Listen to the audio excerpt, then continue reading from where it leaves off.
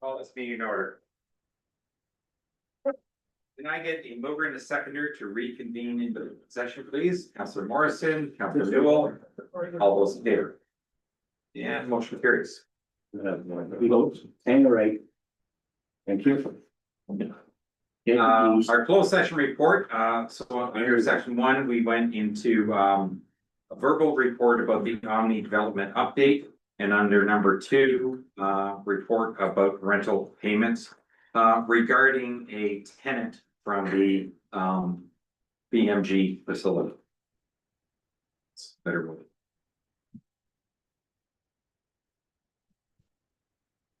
And as far as I don't really think there's instructions for staff at this point, is there? There was a spot there for it, okay. So, calling a meeting to order, the mayor's remarks. Welcoming Week is a global campaign celebrating inclusion, respect, and community by fostering understanding between immigrants and non-immigrants. Huron County proudly takes part each year. From September 10th to the 21st, events across the county will bring people together and highlight the importance of being welcome. In Huron East, join us for Meet Your Neighbor evenings, September 10th at the Brussels Library and September 17th at the Seaforth Library, both at 7 p.m. These gatherings connect newcomers with residents and showcase local programs and services to everyone new to Huron East. We extend a warm welcome. Fall fair season is also here. The Seaforth Agricultural Society celebrates its 180th fall fair, September 12th to the 13th.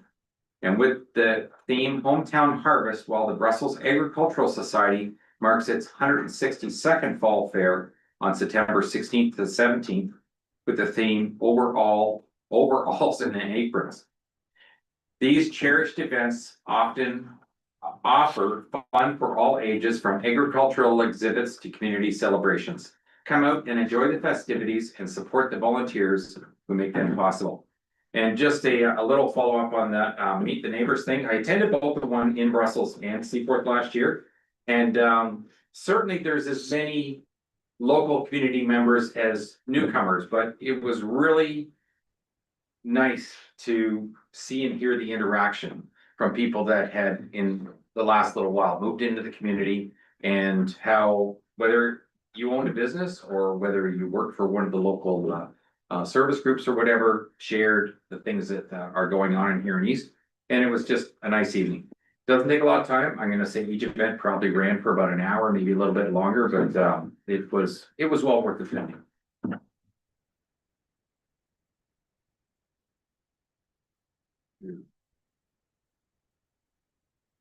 Oh, I did the reporting out a little early. Okay. Land acknowledgement. We would like to acknowledge that the land we stand upon today is the traditional territory of the Anishinaabe, the Haudenosaunee, and the neutral peoples. And can I get a mover and a seconder for confirmation of the agenda, please? Moved by Councillor Deal, second by Councillor Steffler. That the agenda for the regular meeting of council dated September 9th, 2025 be adopted as circulated. All those in favor? And motion carries. Is there any disclosure of pecuniary interest for this portion of the meeting by any member of council? Seeing none, can I get a mover and a seconder for approval of the August 12th minutes? Moved by Deputy Mayor, second by Councillor Fisher, that the Council of the Municipality of Huron East approve the following council meeting minutes as circulated and as the regular meeting from August 12th of 2025. Any comments or questions on the minutes? All those in favor? Motion carries. Thank you. There are a number of items listed under the consent agenda. We may have some pulled, but can I get a mover and a seconder to accept the ones that we're not going to pull? Moved by Councillor Wilby and second by Councillor Newell. And are there any items that anybody would like to have pulled and discussed at this time? Councillor Newell. 8.2, strategic plan update. Go ahead. I just wanted to thank staff for the report. It was really good to take the strategic initiatives that we have and see them in practice. So I think it was a really valuable report, and I just want to thank staff for a good job on that. Okay. Thank you for those comments. Any other items that anybody would like to have pulled this time? Deputy Mayor. Thank you very much. I think it's 8.9, I think it is. I think it's missing off of the list of correspondence, but it speaks to recycling. I don't know whether you want to pull and support it now, or do you want to hold up until we talk about blue water recycling, because the two of them kind of go together. So you're basically talking about the same thing, so. Yeah, but since this is a request for support, it's probably appropriate to do it here so that we just don't know the file. I will move that motion that speaks to recycling and the challenges coming forward with it. Councillor Fisher, Seconded, Mr. Mayor. any other questions on that motion? All those in favor? And motion carries. Are there any other items to pull at this time? Seeing none, that the consent agenda items 8.1 to 8.9 be received for information, excluding 8.2 and 8.9 that have already been dealt with. All those in favor? And motion carries. We have a delegation tonight, KC Street Eats Food Truck, requesting a year-round permit. So I'd like to welcome them to the podium.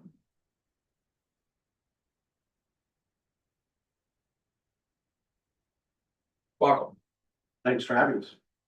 you have the floor. So yeah, the current bylaw is just the 7 day, and we were interested in having that extended for the entire year. So we've run it for the last 3 years and in and around our area.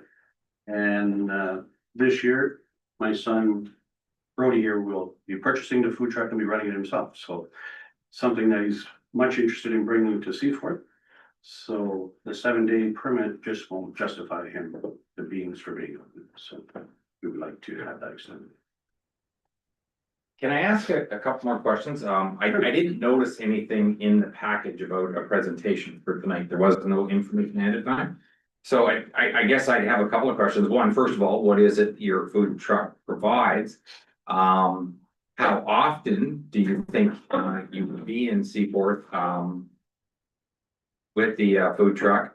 And are there hours of operation, or are you looking to just come into town like when there's special events on? Or can you give me a little more of the background of what you're anticipating? So his anticipation is to have the food truck open 7 days a week with hours of operations from 11 o'clock to 8 PM in the evening. Therefore, including the staff of people to work for him. The menu is just a basic menu, if that's something you're interested in. From hamburgers and hot dogs to chicken shawarma to deep fried items. So there's the ability for us to do a breakfast, a lunch, or a supper. So having us open that many hours makes sense to us. Can I ask another question? Do you know a location where you're hoping to park the vehicle? We have permission verbally from a few landowners in town that is interested in allowing us to do that. Providing, of course, that we can have the permit, hence the reason why we're here today. Councillor Stucker. Yeah, so this is here in East, what towns, like Brussels, Seaforth, Vanastra? Not up to Vanastra, Sorry, not up to Vanastra, no, okay.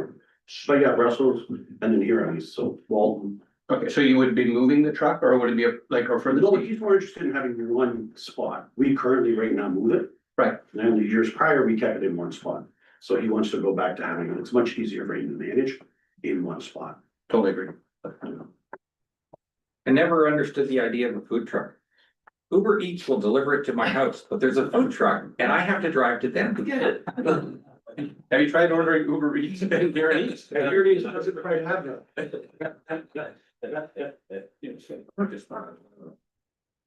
Councillor Fisher. Thank you, Mr. Mayor. To the gentleman,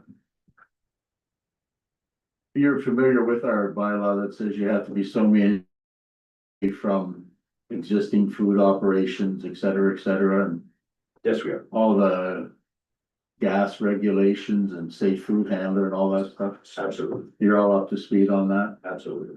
Okay. Comment, Mr. Mayor, we had a BIA meeting yesterday afternoon. And I brought it up that the gentlemen were coming tonight to speak and asked the BIA executive for input. And the majority maybe all of them, thought it was a good idea for them to come to town, be in town. Their only comment was that they if they set up in the designated BIA area, that they pay the at least the minimum BIA tax. Not familiar with what that amount is, Bob, do you know? 125, I think, is the minimum. That's for the year. Yep. And the designated BIA area, gentlemen, goes from the UAP on the east to, was it Becker's now or Max Milk? I don't know. On the west, then it goes from the lights down to Bethel Bible Church. And then there's a couple wrinkles on the south side. It goes a bit further east and a bit further west. So that's the area where the Business Improvement Association is sort of designated. So if you were in any of that area, they were asking that you pay the same rate as the other businesses do. Oh, okay. I understand. Yeah, unless there's more to your presentation, my only comment, and certainly this is something that council is gonna have to discuss. My only comment would be is that if we do authorize a full year license, I suspect there should be a different fee. I'm not saying it'd be drastic or anything, and that would be council's decision.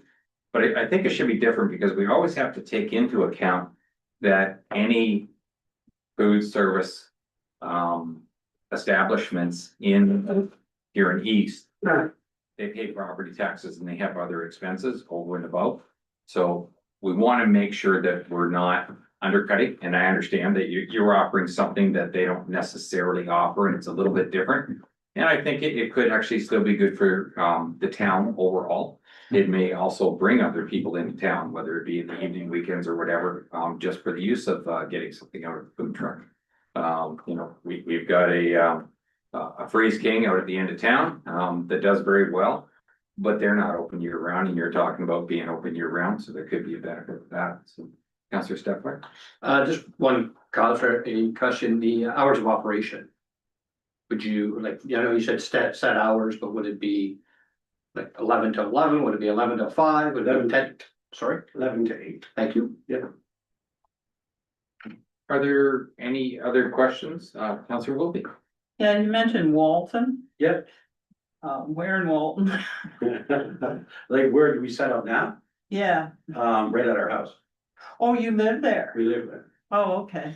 Yeah, because I've heard of people on the G to G trail and they thought they could eat when they got to Walton and You're not eating in Walton anymore. no, they're quite disappointed, so, Actually, G2G won't allow us on there. They want all 100% of the funds donated back to them, oh, I see. which is like, it's okay. But the people on the trail don't know that, they just come and there's nothing there. We set up in Moncton, which is right beside the trail. Mhm. So the people there, most of the people that walk to G2G are not interested in food truck. They come for water, they come for, you know, some things, they're more healthy people, is what I'm saying. Not putting them down, but you know what I mean, they're walking and hiking and biking for different reasons, right? Yeah. So when they see food truck, they don't think that we have something to offer them. But when they understand that we offer chicken shawarma and much healthier choices, then they have been growing and coming over more. Well, I was just curious, cause I live near Walton. So. Yeah. Okay, if there's no other questions, thank you very much for your presentation. Council will have to have a discussion about this, but we will certainly get back to you with answers or comments. All right, thank you guys for your time. Thank you. Thank you. Take care. Okay. I am down to planning. Anderson Drive. Is Shay here? She's just joining us virtually tonight. Oh, hi Shay. Hey there. You guys can hear me okay? I'll just pull up my presentation here. Can hear you very well.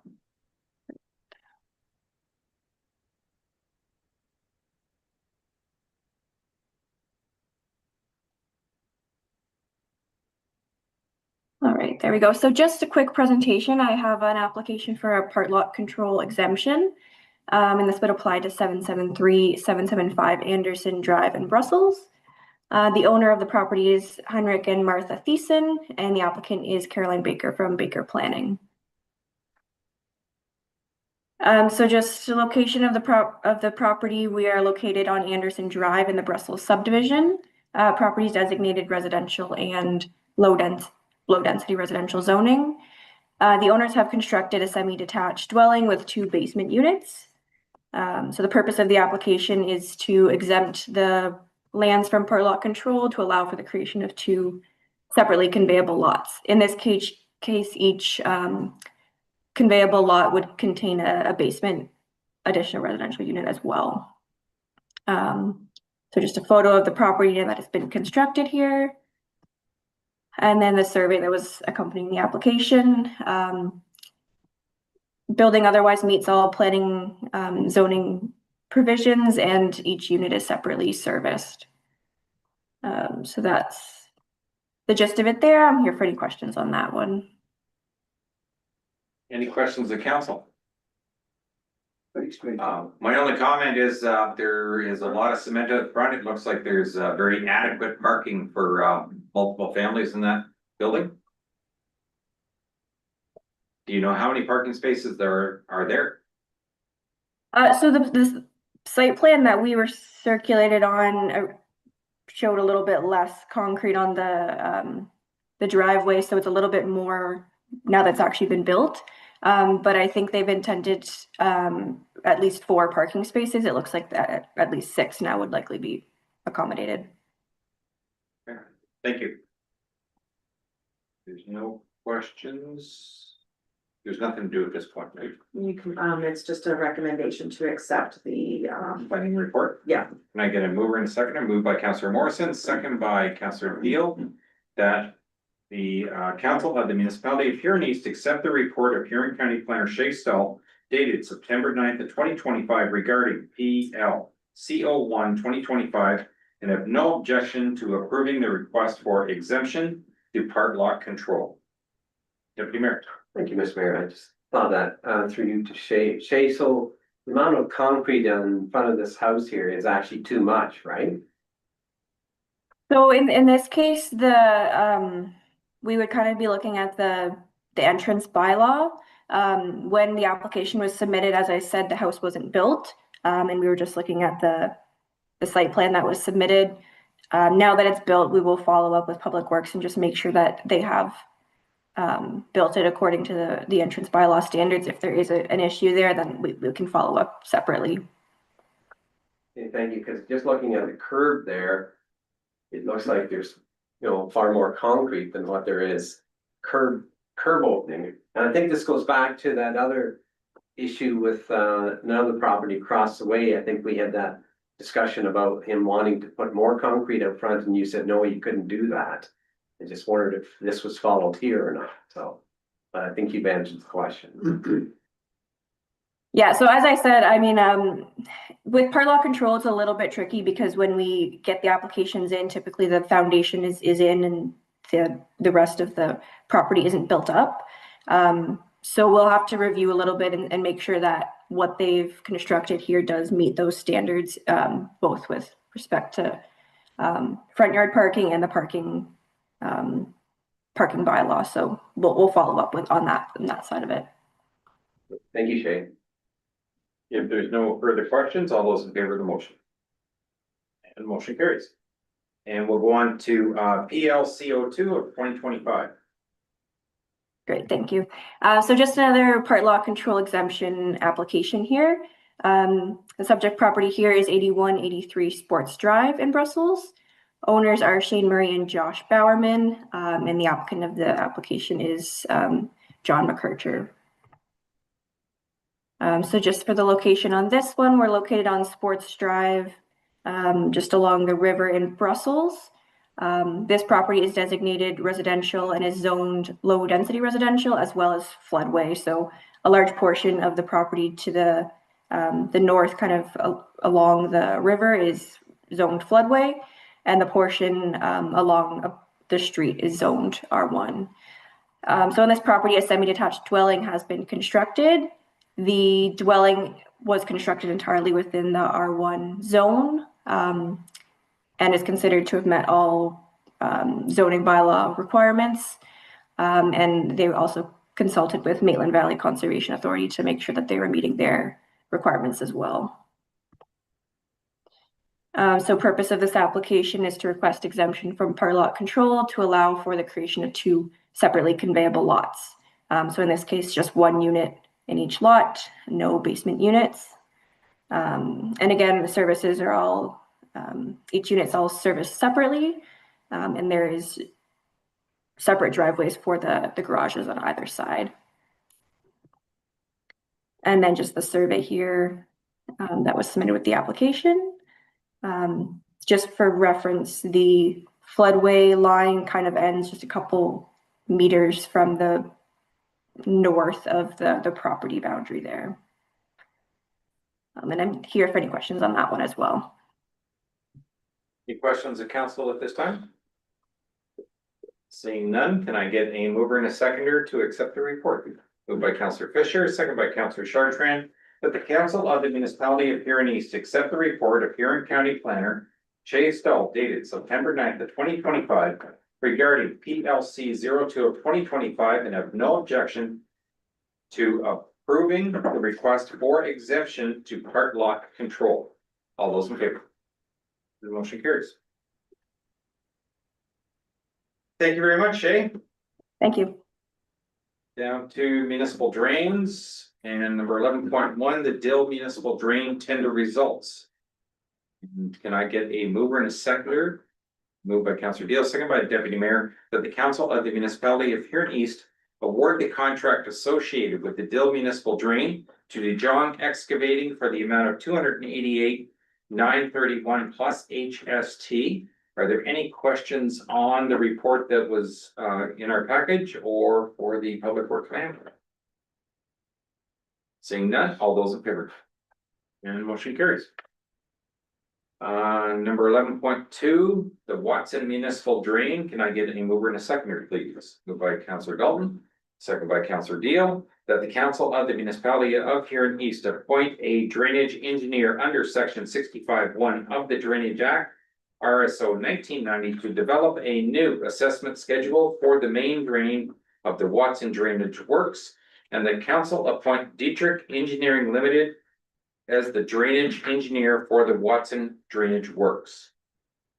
Comments or questions, Deputy Mayor? Thank you, Mr. Mayor. For you to can answer this.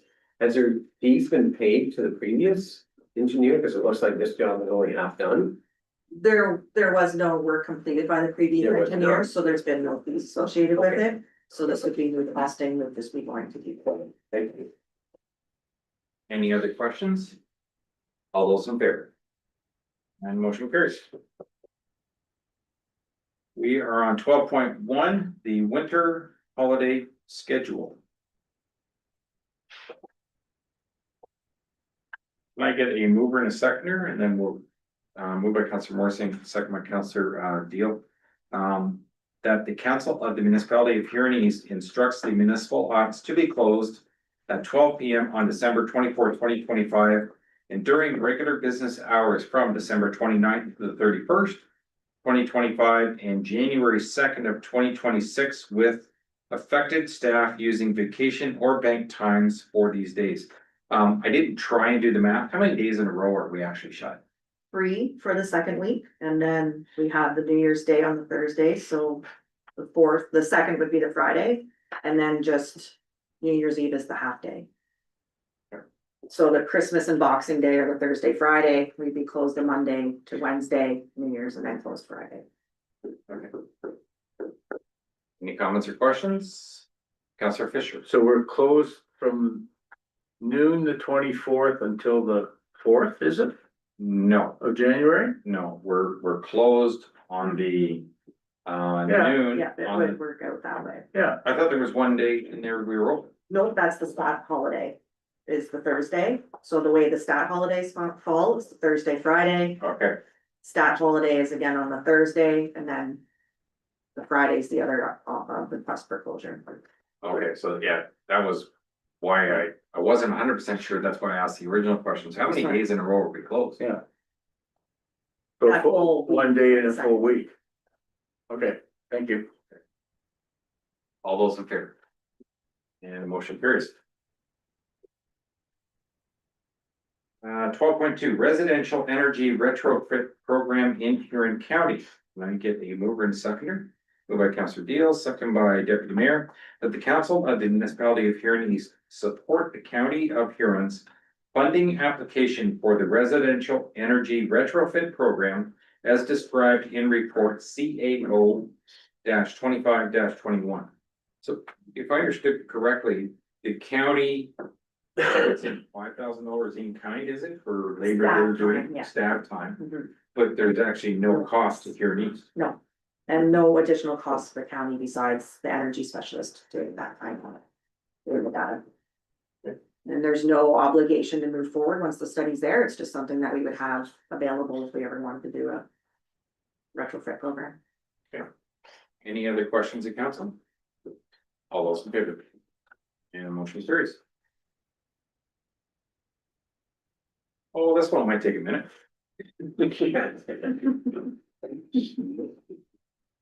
I really like the pictures, but I was a little shocked at the number. 12.3, we have a report from the CAO about the proposed combined public works, fire and EMS facility. Go ahead, Jess. Seeking direction from council on this one, so I've provided in the report, the information that was requested from the current Seaforth Fire Station. From the BMROS did the assessment on it, so what would be needed to improve that facility.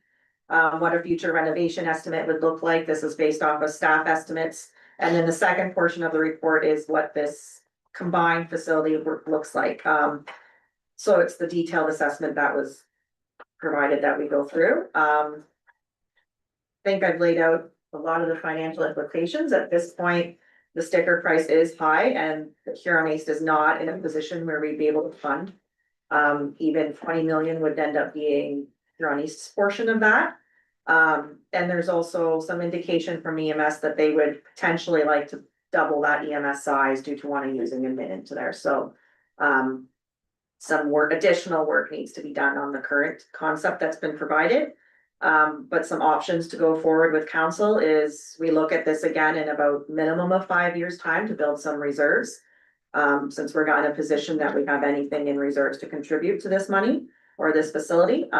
We could also explore some still partnership opportunities with Huron County by re-looking at the design concept between just fire and EMS and removing the public works portion of it.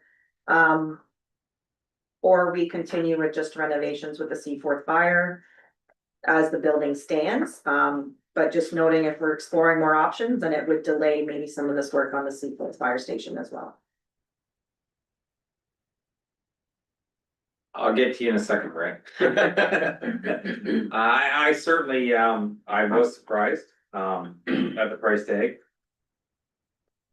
I also got a little bit of history on sometimes, when you don't do the job right the first time, it ends up costing a little bit more. And for the council members that were here when we did some renovations on this town hall, and it was just a guess by me at the time, but I said we should have gutted the whole building and redesigned the whole inside. And we didn't do that because we were told it was going to be, I forget what the number was, about $500,000 to do everything we were gonna do. We ended up spending a lot more money than that. And in fact, we ended up spending at least 3/4 of what the estimate was if we had gutted the whole building and redesigned it. And we've been building offices and renovating ever since we got back in this building. When I looked at this, certainly, I agree, we don't have the funds and we're not even in a position to venture that kind of money at this point without a lot of future planning. I'm personally not in favor of also spending $500,000 on retrofitting a building that we would hope to be in less than a decade from now. And selling to somebody else for the fire hall, because they may not need any of the renovations that we're talking about doing. As far as fixing up the washrooms and the other stuff that we had talked about. Absolutely, if we're gonna be sticking around for a few more years, we need to fix those things up and we could make that approval at any time because we already had that money set aside. I certainly don't wanna drop this though, and I realize this is one heck of a price tag. But there were times that I thought some of our neighbor municipalities had bit off more than they could chew. When they did the fire hall and what is now the EMS station out of Clinton. Boy, that was a beautiful looking facility. But it has worked out really well, both for the county and for Central Huron. Whether we need to put public works with this or not, that's not my call.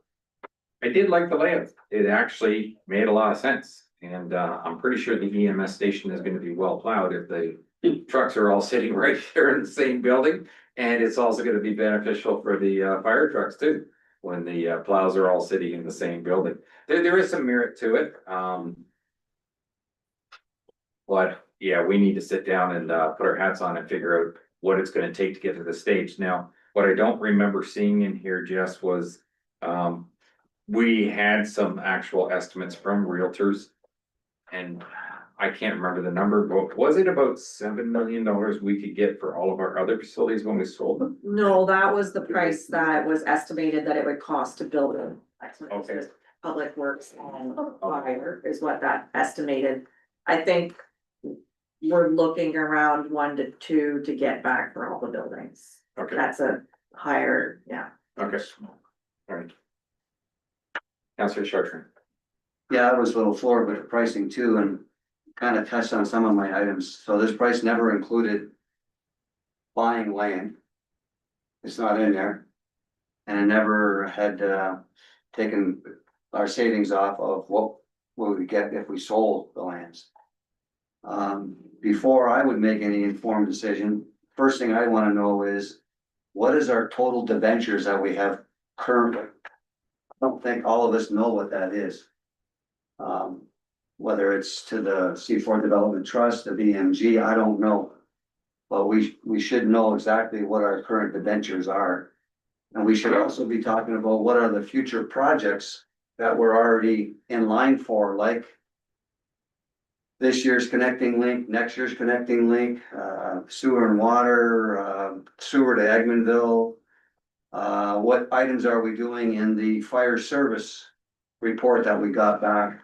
There's a lot of spending that is out there in the future that we should all be aware of when we're making these kinds of decisions. Now, whether we spend $500,000 or $600,000 on the C4 firewall, that might make that building last 20 or 25 more years, I don't know. It's a pretty detailed report as to what they want to do to upgrades on there. And we start putting reserve money in for a future building that might be 20 years down the road, I don't know, but there's no way we can afford $27 million. And we would have to debenture all that money because 7 million of that 20, I believe, Jess, was for the EMS. But they wanted us to debenture the whole amount, correct? Yeah, usually it works out as it was Brussels and EMS. I believe we have a debenture with, no, sorry, Denise. We don't have it yet, but that's the plan, Yeah. yeah, that we're going to debenture that portion, and then They make they will make the installments, yes, they'll make. They cover their portion of that debenture. And I know we're probably not close on there, but there is that magic number as to how much money a municipality can borrow. I think it's 25%, I'm not sure, but we just can't afford 27 million, there's just no way. That's why it's important we know what our future spending is coming up in the next 5 years as well, before we make that decision. Yeah, you're correct. The number that we're legally allowed to borrow based on the province's rules is a lot higher than I would ever recommend. Right. But the $20 million is actually well under that amount, if I understand correctly. Yeah, that's correct, your limit is 25% of your municipal generated revenues, which is like your taxes, your municipal. Is that just for one project or all the debentures that we have? In total, so that's your annual repayment limit, so that limit for Huron East is about $4 million. So it's a lot, Yeah. but when you have a tax base of about 12 million, 4 million is a third. When you think of like collecting property taxes from people, so yeah, you would never. want Anyways, that. that's my comment on there, and do we go forward and ask for another study to just do the EMS and the fire hall to see what that looks like, but now that we're hearing EMS wants it 2 or 3 times bigger to bring all of their staff in, maybe they should be looking for somewhere else by themselves. I don't know. The other side to consider about that, you know, we were concerned that, we had a seniors home that might close, and we were worried about losing the staff, and Councillor Fisher commented time and time again that when those staff come to town to work, they come to town to shop, they do other things. You're talking about bringing enough county staff into Huron East to work every day on a regular basis, year round. There's an economic benefit to the municipality from that standpoint also. There is, yeah. Anyways, those are my comments. We're not ready for it. I have absolutely no problem with, the fact that you have a request we haven't asked for it formally as of yet.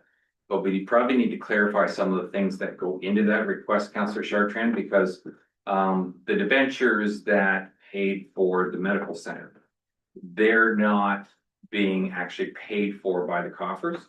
The monies generated through the medical center are paying 100% of those. So we somehow have to distinguish some of those things out because they're technically not being paid by the taxpayer. So having the figure is still good knowledge, but we need to somehow sort some of those things out when we ask for the report. We should basically know exactly how much money that we owe, and whether it's a debenture or a loan. Right? Or where the funds are coming from to pay that. Right. Like you have the debenture that the Huron East Development Trust lent the municipality. I don't know if you wanna call that a debenture, but it's a loan, right? Same thing. Same thing, right? Councillor Grant. Absolutely not. I mean, I look at it and go back to the fact. When the trust sold the building up by the hospital, they took a kicking on it because it's built up, it's built for one purpose, right? So I'm a little reluctant when they talk about even generating income from the buildings that we can sell. Like, you know, it's great to say you might get this much real estate, but at the end of the day, what's the town hall set up for? I mean, it's things like that. The other thing is, EMS is not my responsibility. The county screwed that up when they got that guy to draw a circle in the middle of nowhere and put an ambulance station. And I'm sorry, it'd be nice to have people here. That EMS building should be built onto the side of Seaforth Community Hospital. That's where it should be, plain and simple. And when I seen the number, I was shocked. Debentures, definitely not. I'm not a debenture man, never will be. So at the end of the day, I think we've got a good work shed all around pretty much. The town hall's being renovated. Yes, you're right, maybe it should have been done at the time and maybe spent all that money then. Thor was a little low with his number. They said he wasn't even in the ballpark even at the game when he priced that job. So you're right, we spent a lot of money in the town hall, but if we need space in the town hall, we could, as an example, we could maybe relocate the food bank and you have that back end for more offices if you wish. I just don't see this building selling for big money. And is it worth it at the end of the day? We're pretty much forced at the end of the day, in my opinion anyways, that the fire hall has to have something done. And I would have no objections to spending the money and maybe making a 2 or 3 year project where you do this much this year, this much. But you talk about saving money, putting money away over 5 years. I mean, we're not talking like we struggle to come up with a few bucks to keep taxes down a little bit. So how much more are you gonna put in there to make it? And things are going up all the time. So I think our only option in that whole report, I wouldn't even proceed any further. I would look at the fire department. That's the building that's really sort of spurred this on, if you will. I think that's the way we should approach it. Make sure the fire department, again, it could be a 2 or 3 year project where so much gets done each year. And even that building, I mean, it's who would buy, I mean, a trucking company maybe would buy the fire department, maybe. But it's set up purposely for one thing. And so I just think they're not worth big money. is my concern. So that's where I have a problem, but fire department, I think is where you take this report and you proceed with getting that stuff done in the fire department, and the other stuff is at this point, dead soldier. Counselor Wilby. Yes, the other counselors have said some of my concerns.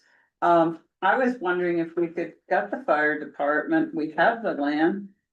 But where would they go while you were fixing it up? That was something I didn't understand.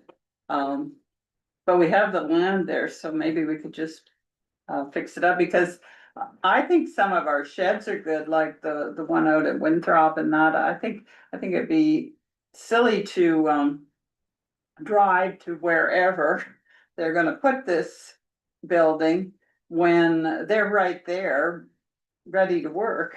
And that was a thought I had. And then I wondered about us, when I first came on council, we visited the facilities, and that's a request I'd like to make. That we all go out and look at these buildings, like the fire hall and the public works buildings. And see what shape they're in. It's kind of hard to tell while you're sitting there eating breakfast on the day that we're there, like for the breakfast day.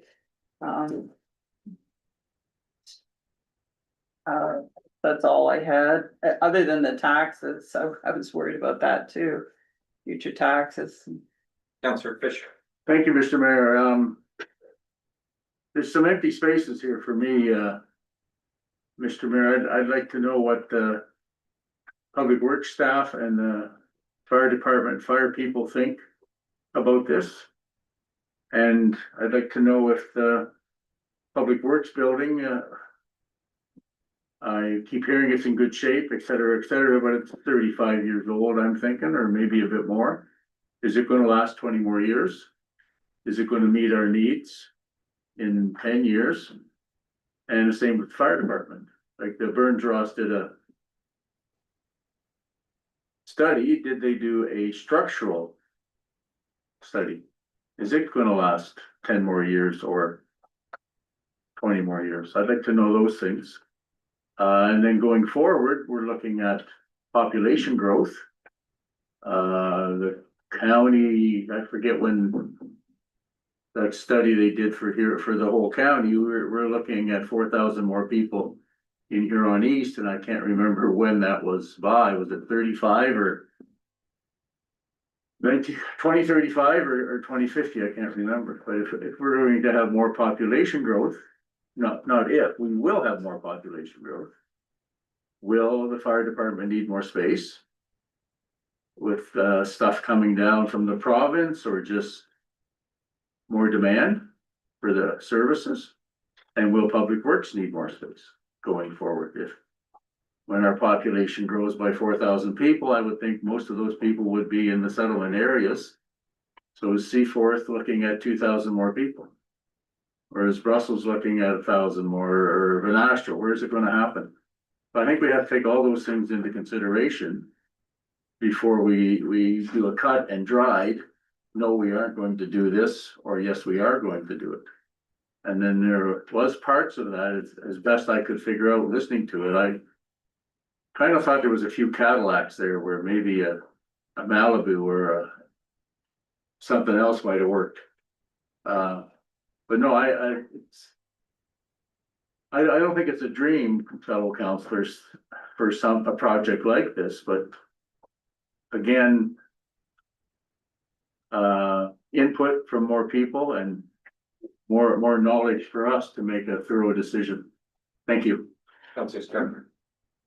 Oh, sorry.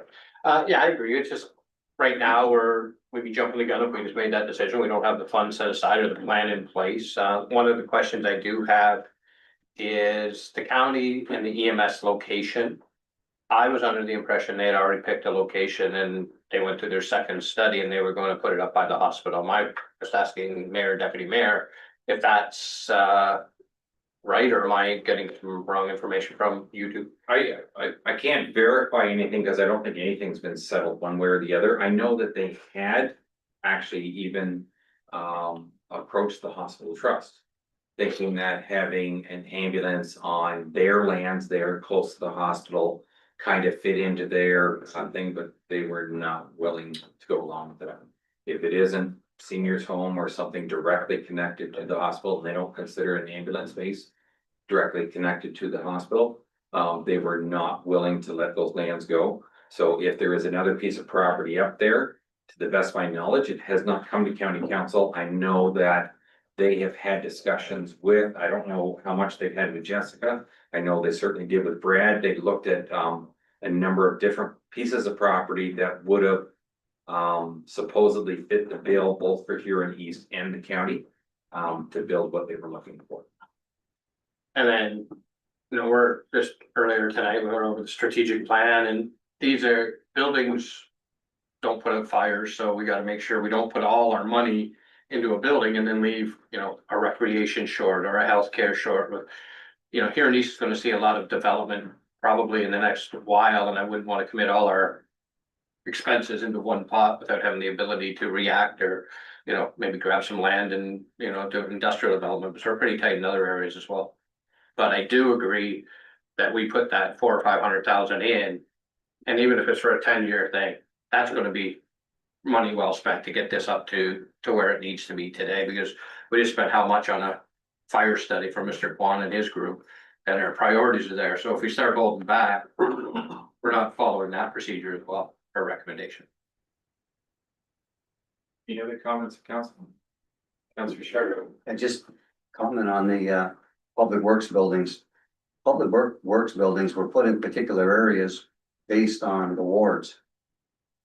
They're centrally located for those reasons. Why? So I know I've been out to the one in McKillop, and I've been to the one up here, and they're relatively in good shape.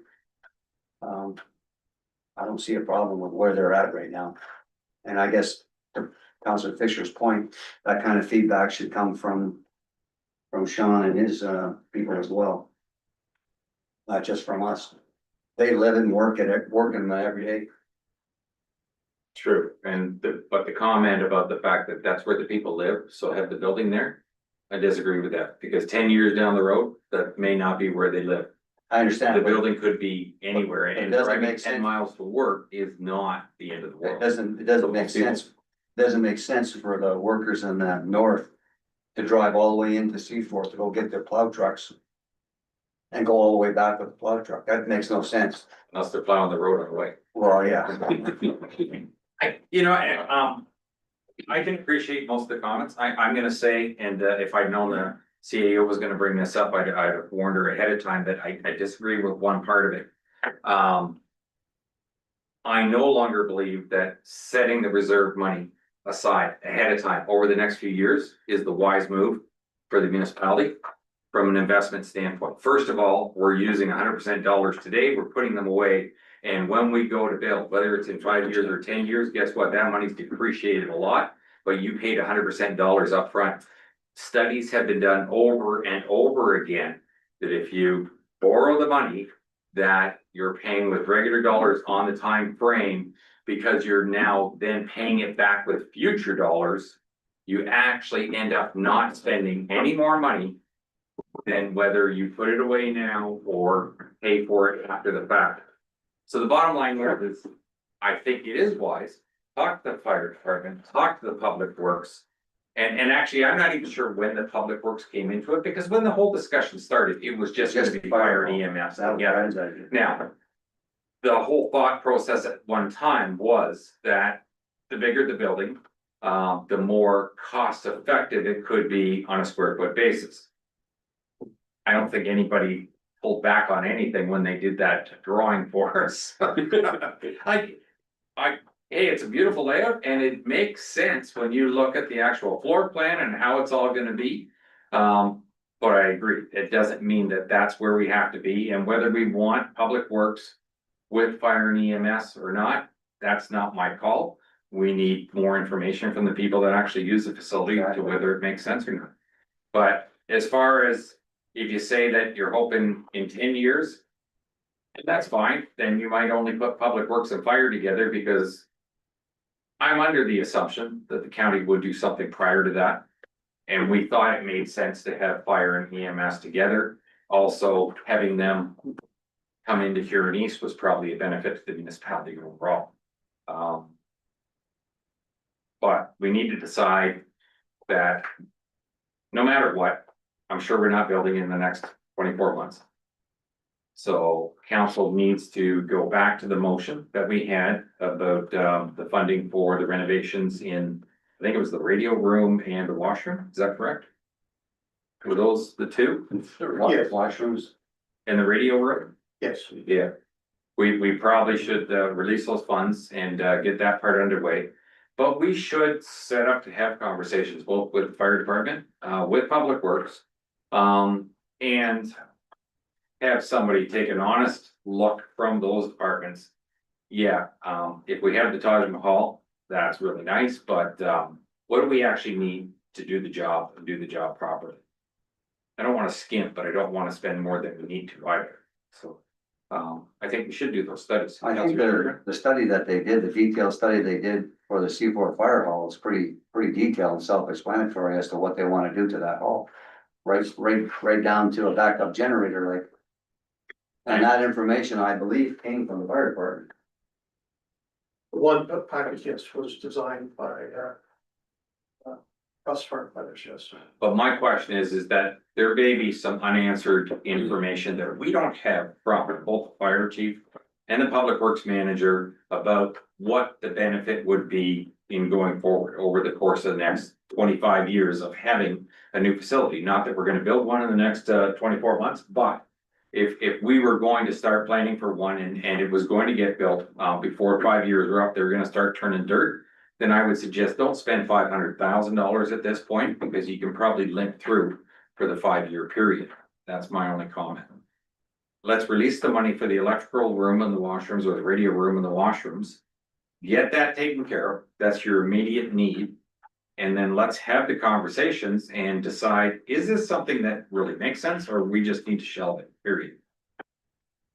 And we can do that in a short period of time. Councillor Fisher. Thank you, Mr. Mayor. I forgot to ask, any idea where, how many acres? And this, drawing that's been referred to, has that received county approval as well? County won't be taking this to their council until, I think it's the beginning of October. So they wanted it to be brought to this council first before they would address it at their council, so they haven't seen this. Or what their options might look like. I believe we're seeking about 10 acres. Was that 10 acres. correct for this completely, or was that less than that? No, I think the parcels are larger than that. Larger, yeah. Yeah. I think it's like a 25-acre parcel for both the two that we were considering. How 5 acres. how many acres was EMS needing? I don't think that the EMS portion takes up as much of this site as the public works. And fire. Takes up quite a bit of space, given the outdoor, like the salt storage and some of the exterior storage items, right? And the public works building is the same size as both of the other services put together, as far as this building size goes. Right, so it creates quite an envelope. Goodness. Good Jane. Yeah. Any other comments at this time? Councilor Bruce. Just one, the renovations at the fire hall, I think should go ahead. I really think it should just be dropped other than get the fire hall done. But we also gotta remember, the firemen are not living in the facility. So if we have drawings that almost have bedrooms and kitchens and everything else, they don't live there. It's a volunteer fire department. But it's gotta be sized properly and, to fit the applications we're being asked for. That's all I'm saying. Could we arrange for a site visit to the fire hall? Just to have a look around? Yeah, It wouldn't have to take very long, either, half an hour or something like that. As Sir Willoughby said, most of us, the only time we've been in there is for a fireman's breakfast. Just be interested to know what the building is like.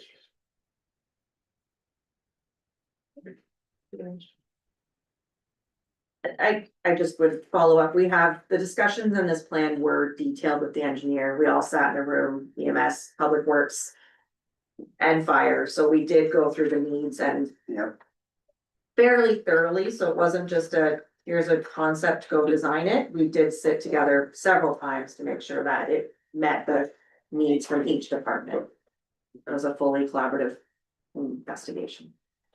But even after we got to this stage, EMS is still saying they want to increase their size. Yes, so because we made those points, the drawings just didn't come back exactly how we all thought they would have. So there is some amendments we would have seen, like to have seen made, some more separation between the three departments in terms of shared office spaces. And I think there was an additional features added to fire that fire felt that like a ladder hose, was it? Hose ladder? Yeah, we felt that was needed. So there's just some components that could be removed. But we just have to go back and work with the engineer again to remove some of those or modify them. But after this drawing, EMS has indicated they could potentially, at the desire of council, want to expand. More than what the drawing was. More than what this drawing, because they want to bring all of their administration. So right now it's that shared looking office space. Doesn't have enough room for what they would require. No, I'm just, there's lots of room for adjustments, modifications and stuff, like if we remove the public works and added this, like. That's, I think, what we're all talking about tonight is, this is a first stop and bring it back and talk to the people. I think it's a great idea, and Mayor, I can't agree with you more of spending today's dollars instead of saving for it and trying to spend it in 10 years, because again, something else will come up, you'll never do it, and you're either all in or you're not in. Okay, I'm still not ready to vote yes on 20 million tonight. As much as I can see some merits to it, I'm not there yet.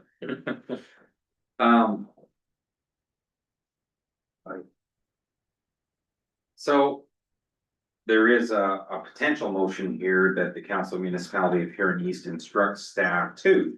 So one, we have a request to go down and take a look at the fire hall.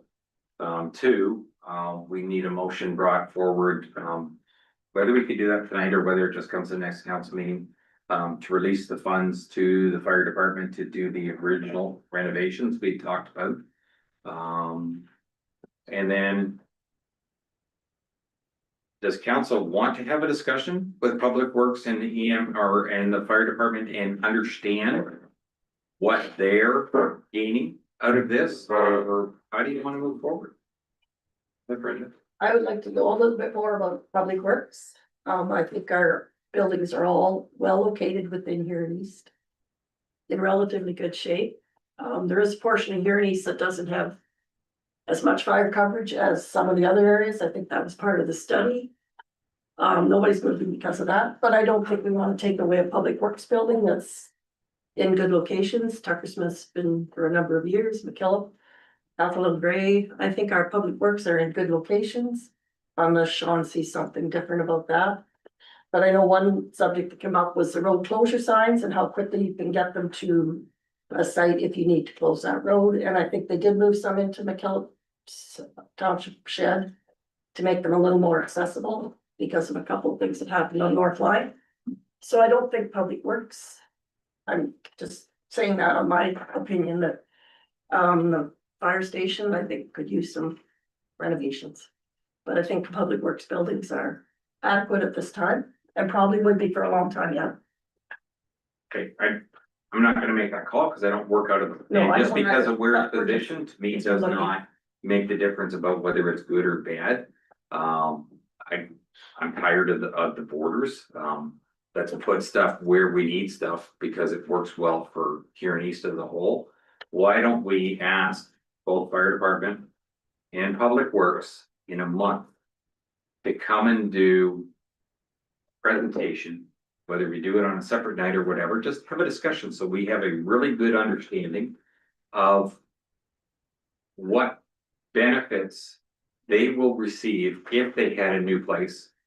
And we can give ourselves lots of time. So let's not do anything else. Let's just have a night where we bring the staff members in and they can, first of all, do a presentation to council of why They are requesting what they are in this building to begin with. What the benefits will be moving forward for the future of Huron East with these facilities. And then we can ask whatever questions we want and dig into it. We can still go ahead with the other renovations of the fire hall because, as I said, nothing's gonna happen fast enough that we shouldn't be doing those renovations. Councillor Chartrand, you had a comment? Yeah, I would include in your idea of having them come to us. You're talking about the future benefits of a new building. I also want to hear, well, how about if you stay where you're at? What does that mean to you in the future as well? Or what do you need? Because they may come back and say, those 3 sheds are good, I'm good to go, I don't need that. The fire department may come back and say, if we look at the current building and we spend X amount of dollars, let them tell us that that'll make us good for 20 or 25 years. Like your point right now is, what's the benefits of the new building? I wanna hear what's the benefit of staying what you're at, and what do you need to make that building last longer where you're at? I consider it both sides of the same knife, because if you've got a benefit by moving, then you're assuming that you don't have that benefit if you stay where you are. Originally, you hit the nail on the head. We were only talking about the fire hall, and all of a sudden, still Public Works building came into the picture. Without any input from any of the employees at all, it was an idea. We never talked about it until the last CAO did a presentation in here and said, this is what we're gonna do.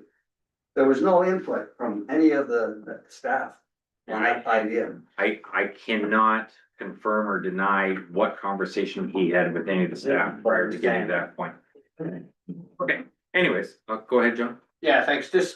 I know it's not part of this study and I know we want to stay on it, but recreation is also another big expenditure we were going to include in that. And I agree, that's not part of this one, that's one headache, but it should all. a headache that we're dealing Part with. and parcel of where we're at with facilities, right? Councilor McGrath? Just one question. This renovation we're talking of the fire department, this doesn't trigger that structural upgrade that when Hiroshima hits, that's the only building left standing, because there's something in there about. It's Nothing in their plans would trigger that. would trigger the, yeah, okay, good. So, Megan, I don't know what we actually have written down here at the moment, so, at this point, council, the municipality of Huron East is requesting that, I can't even remember what all we talked about. First of all, in a month or so, we'd like to have, a presentation by both Public Works and Fire at a separate meeting where they could do a good job of explaining everything to us. And we've got time to actually ask questions, so we're not saying, oh, we gotta be done in 10 minutes because we got another meeting coming. Special council meeting. Let's set it aside so that we can do the job and do the job right. We also want to, whatever the steps are to release that funding to the fire department. One comment on that. Go ahead. Just of note, 75,000 was put away for that renovation, and it's noted it's gonna cost more than 75,000 to do both of those.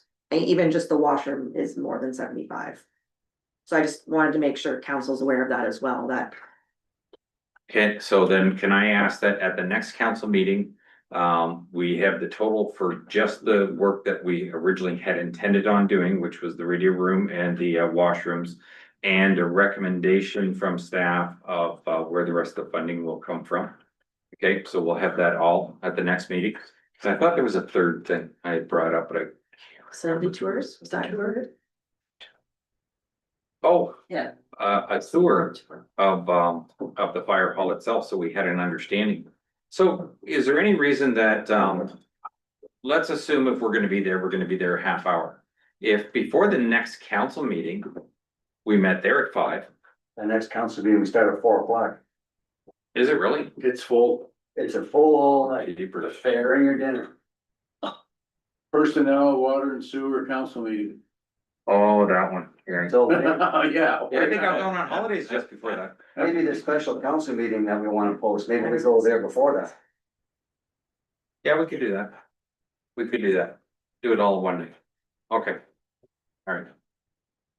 There's 3 things that we're kind of throwing at you there, Megan, if you. So, yeah, I've got the council of the municipality of Huron East provide, or be provided with a presentation from Public Works and Fire.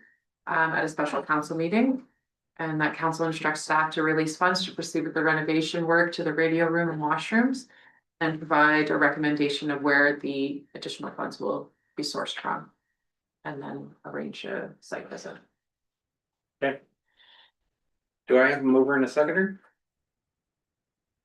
No, moved by Counselor Fisher, second by Counselor Chartrand. All those in favor? And motion carries. Rural Ontario Development Grant.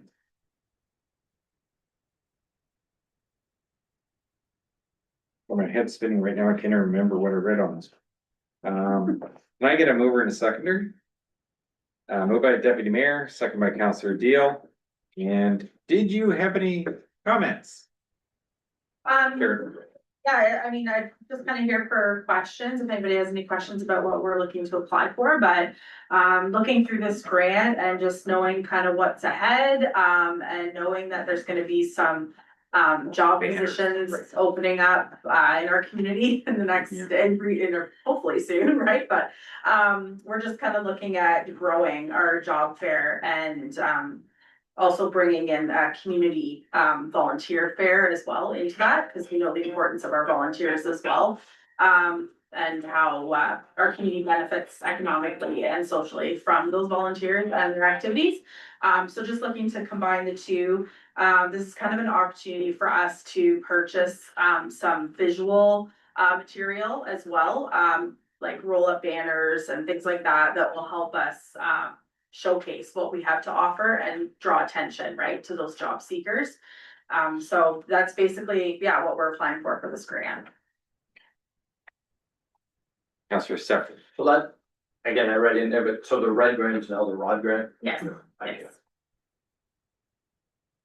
Any other questions? Mover and a seconder, please. Counselor Steffler, Counselor Fisher, all those in favor? And motion carries. Meeting schedule. I did have one question. I did read that you had comments about why you had changed the meeting dates in May and June. I can't remember what the exact comment was. And if it's better off for everybody, leave it the way it is, but you did have the meeting in June on the second Tuesday. I had already planned some holidays thinking it was the first Tuesday. But if that is just needed to make everything else work, that's fine. I just missed one. If it wasn't a problem to change it, then I'd make that request. If I can comment, it was just to accommodate the shift in May for the long weekend in May, so not to avoid back-to-back council meetings, so having it on the first. Okay. That's fine. I can miss one. Yeah. Enough good people around the table to take care of everything.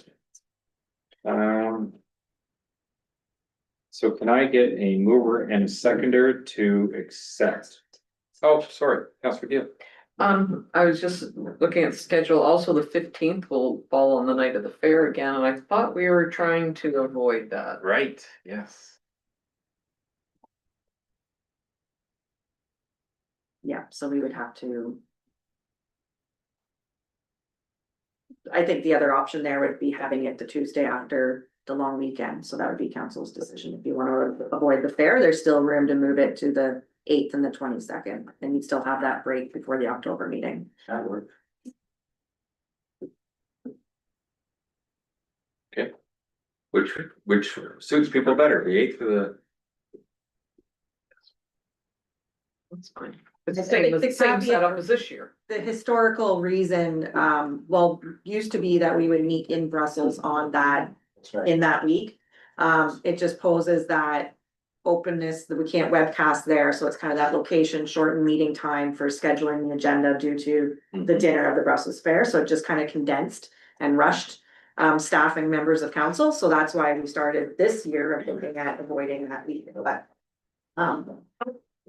it works this year. You could still do the 8th and the 22nd, and you would just have your council meeting following a long weekend, which is still doable.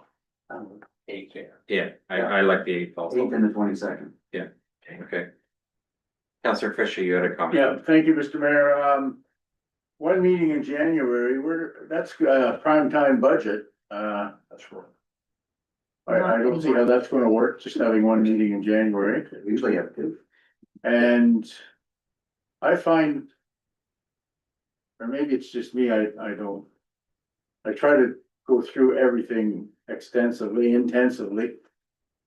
And when we just have one meeting a month, I feel we get overloaded at the next meeting. So I didn't know if any of my other fellow counselors feel that way or not, but, I totally understand, staff wanting to do things more thoroughly and also have time off in the summer, et cetera. But I just feel like we get overloaded when we only have one meeting a month, consecutive months. I don't know what do the rest of you think on that? I didn't find it too bad during the summer. Just because staff also, sometimes they take their holidays then, or some of them certainly do. And there isn't necessarily as much stuff going on. And if need be, we can always call one.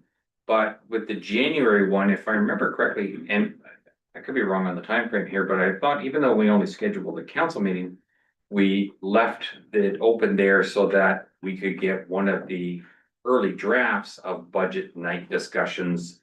And it was budget only, so we did technically have a second meeting, but we didn't deal with the normal ongoings of council. If that makes sense.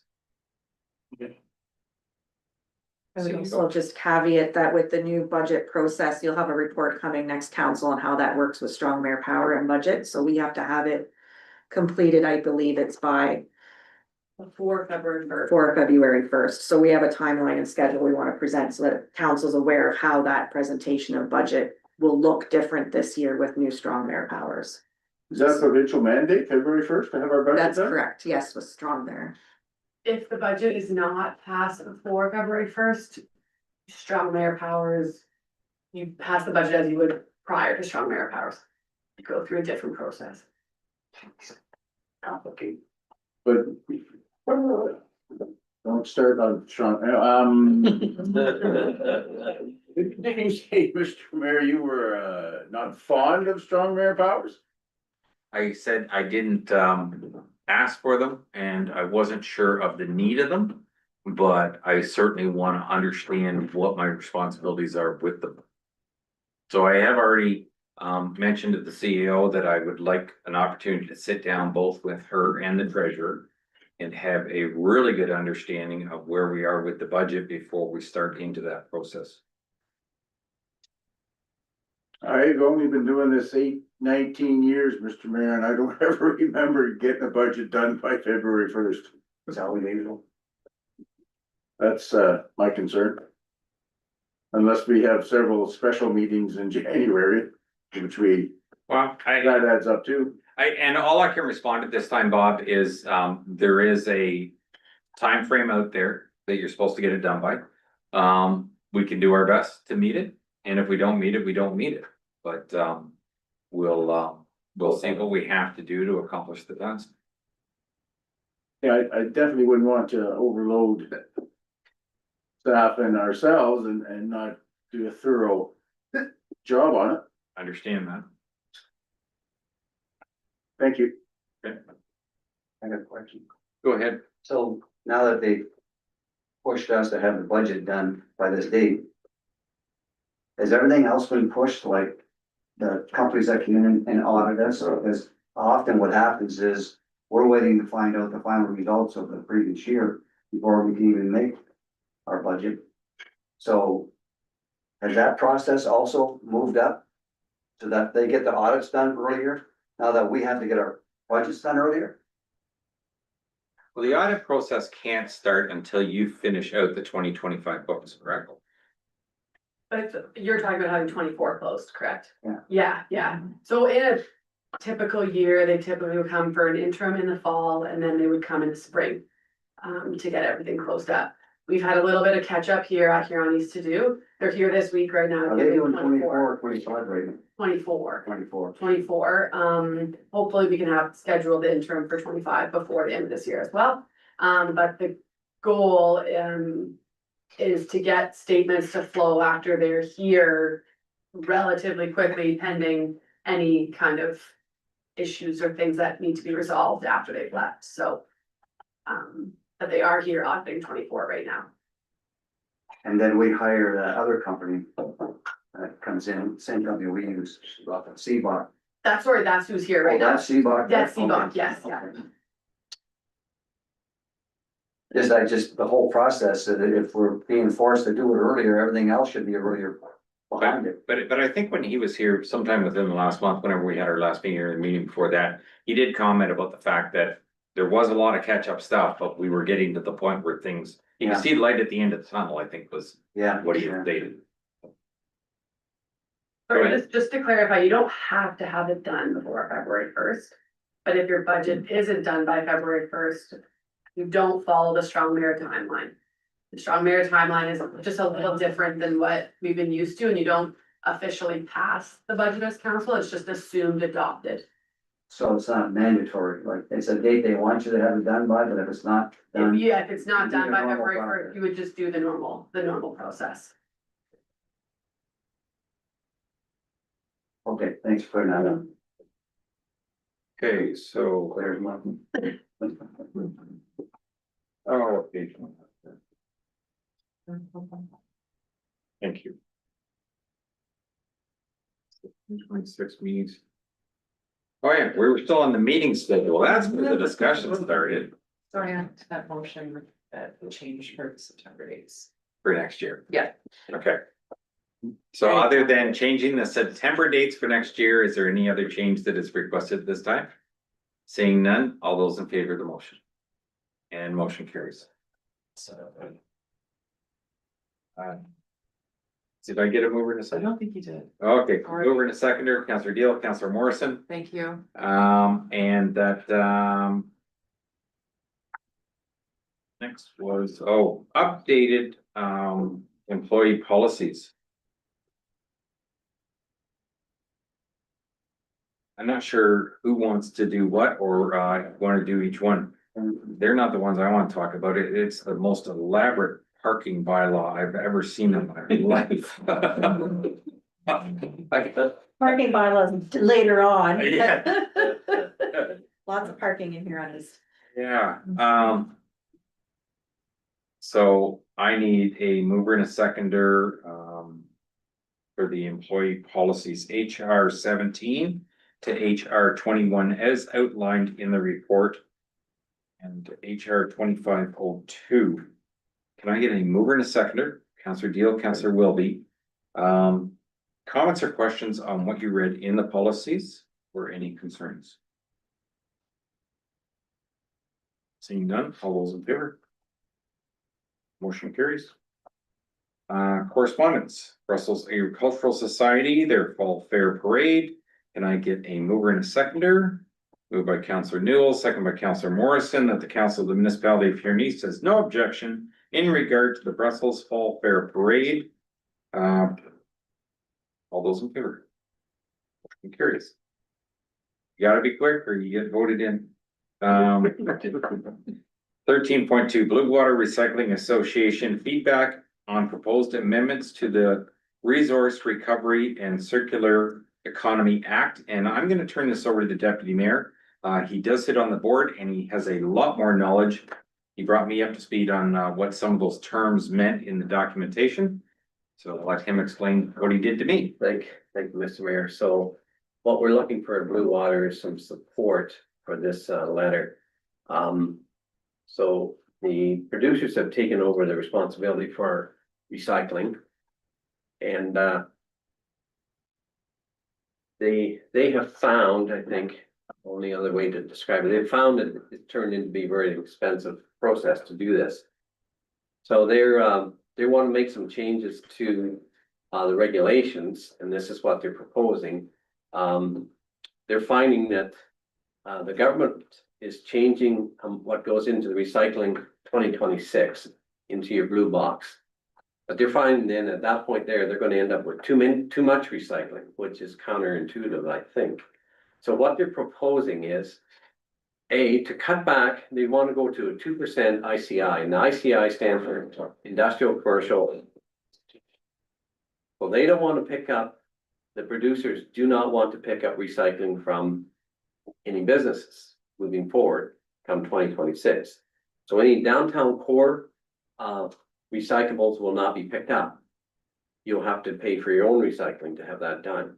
Also, all the residential buildings above or apartments up above the stores will have to be picked up too and paid for by that person that owns that or lives in the apartment. They don't want to pick up if you have a new subdivision built after 2026 will not be grandfathered in. You will have to pay for that yourself. So these are some of the amendments coming forward, which, like I said, doesn't make any sense at all. I thought recycling was recycling, and the more we recycle, the better it is. Producers do not want to pay for that. So all our recycling now is picked up by Blue Water Recycling and is taken to Huron Park and processed there. And then we ship it out. Come 2026, all the recyclables that we pick up will probably still be delivered to Huron Park, but it will be transferred over to a new plant being built in Air. And all the recycling be processed there and shipped out from there. And that's all the producers are doing that. So, and we can't change that. What we're after is this 2%. That they don't want to pick up any more than 2%. Right now, we figured we have about 8% that we're picking up. Because we've grandfathered everybody in, like businesses downtown. If you have a business, like Larry has a business and he's getting rid of cardboard, as long as there's a recycling bin out front, we'll pick it up. But if it's a business after 2026, that will be, you'll have to look after your own garbage, or recycling, not garbage, but recycling.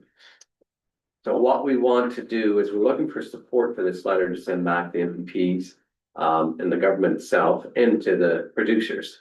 That we don't want this changed. Okay, so just before I take questions, Councillor Fisher, I'm gonna go, the motion I'm assuming council is gonna go for is that the council of the municipality of Huron East do not support proposed amendments to the Resource Recovery and Circular Economy Act. Councillor Fisher, you had a comment? Question and comment, thank you, Mr. Mayor. Deputy Mayor, when you say you'll have to pay for it yourself, do you mean the individual entities or do you mean the municipality? If we want it picked up, then yeah, we'll be paying for it. But the responsibility will fall back on the store owner for him to look after his own recycling. So he's gonna put it in the garbage? Exactly. That's exactly the comment I made. Yeah. Like that. And this is a way for the producers to get out of it. Well, you're right, and they're trying to control their expenses, is what they're trying to do, you know, and to me, it makes no sense at all. If you build a subdivision, Bob, and you sold a house to me, either A, you gotta look after the recycling yourself, or tell me when I buy the house that, oh, the recycling is your problem. So, and you know where it's gonna go. Yeah. So. And so this is total stupidity to me that the stuff is gonna be shipped an hour or a half hour away from here, Yep, and then it's gonna be shipped an hour and a half there. that's right. But the thing was, we bid there, and I shouldn't say we, but Blue Water Recycling bid on the collection part and taking the transfer down to our station in Huron Park, and then we bidding on processing it there. But come 2026, when this new plant opens, you're right, everything goes there. Like, we're probably looking at Blue Water Recycling over the next number of years, maybe closing down. We haven't made any decision there. I mean, as far as the plant itself, as far as processing stuff there. You know, do we update at that point there, and what are we updating it for? No, you'll be shutting it down. Well, for sure. I mean, these are some of the questions that we're looking at moving forward. So nothing's been decided yet. It's all, I mean, the board certainly knows about it, but that's what's happening. You're gonna take it out of your existing trucks and put it in a semi, and that's going there. Yeah. Yep. Councillor Chartrand? Yeah, I was gonna make that motion and Okay, the one comment was, people are just gonna throw their stuff in the garbage, they're not gonna pay for it. that was my It'll go to comment. landfill, guaranteed. Do I have a seconder? Councillor Fisher? Any other questions? Councillor McGrath? Well, as far as the storefronts and everything in town, like a lot of the businesses have their own cardboard bins. take your grocery store and some of these stores on the main street, they don't end up in the blue box with their cardboard. It's their small stuff that should be picked up. That's what they pay for to begin with, so you're absolutely correct, that is just a way for them to get out of paying some money and it will end up in the land, but then we'll go back to clear garbage bags and they'll start charging them. Yeah, you know. Yeah. All those in favor of the motion, please. Motion carries. Can I get a mover and a seconder for the Seaport Community Hospital Foundation request for a roadside banner? Moved by Councillor Wilby, second by Councillor Dalton, that the Council of Municipality of Huron East has no objection in regard to a roadside banner requested by the Seaport Community Hospital Foundation. All those in favor? And motion carries. Can I get a mover and a seconder for 13.4 with the Seaport Fall Fair? Moved by Councillor Dalton, Deal, and Councillor Staffler, that the Council of the Municipality of Huron East has no objection in regard to the Seaport Agricultural Society hosting a licensed refreshment tent for the Fall Fair on September 12th and 13th, 2025. All those in favor? Motion carries. The Brussels Banger Cornhole Tournament. Can I get a mover and a seconder, please? Councillor Morrison, Councillor Newell, that the Council of the Municipality of Huron East has no objection in regard to the Brussels Banger Cornhole Tournament. All those in favor? Motion carries. It's not the first year they did it. It's just quite a handle. Yeah. 13.6 Huron Chamber of Commerce invitation to inaugural Huron Marine and Economic Forum on October 2nd. When I read it over, I did not think there was a need for myself to be there. If another council member wants to, there's that opportunity, but I did see that it really affected Huron East. Okay. Information, that was for information, unfinished business. Council reports. County Council, Deputy Mayor. Thank you, Mr. Mayor. So on our last, meeting in August 13th, we received a report about youth attraction and engagement in Huron County. We learned of their challenges, whether it be job, any job, transportation, and or housing. Dana Miller, Director of Homes for the Aged, reported that there's been a roughly 2% increase in funding for the level of care at the homes. We purchased 12 new mechanical lifts for Huron View. The enforcement from EMS reported through the land evidence response time performance plan that we are hitting our targets. We purchased a new road grader from Tormont Cat for $584,000. That included the plow and the wing equipment as well. We had a report on the intersection review at County Road 30 and County Road 34, better known as Main Corners. It's recommended, that's up in the north east corner of Huron County. It was recommended that that intersection will be going to a four-way stop. They had a number of serious accidents there. We accepted a tender from BM Ross and Associates for $572,000 for the reconstruction design of downtown Hensel. The CEO presented her annual report on attrition management and noted that there's been a savings of $488,000 in wages over this last year in positions either eliminated or joined up with something else. September the 3rd, we had a report on the Huron View demonstration farm about innovative water management project and funding to support it.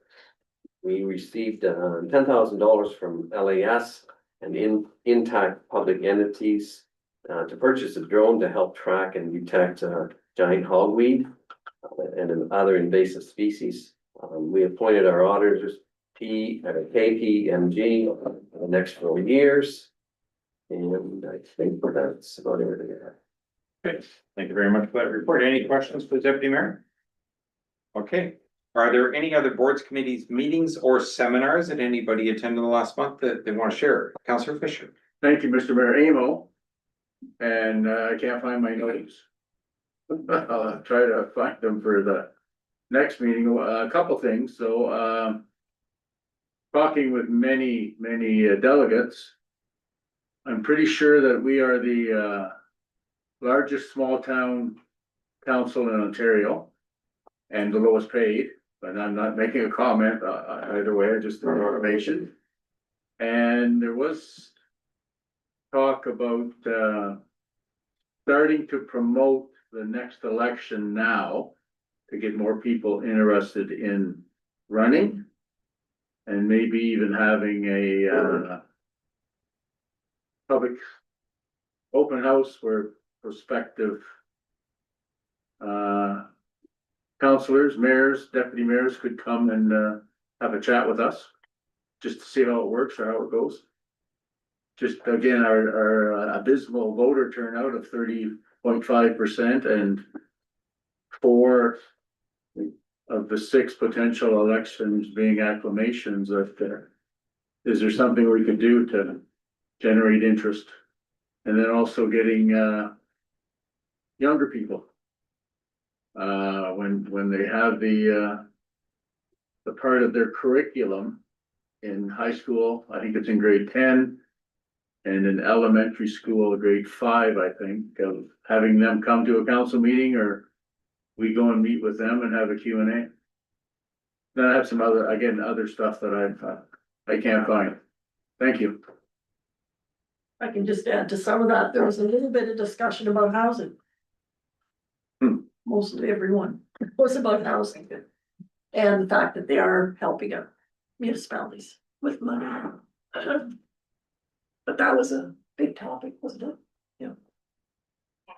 But it was a good email.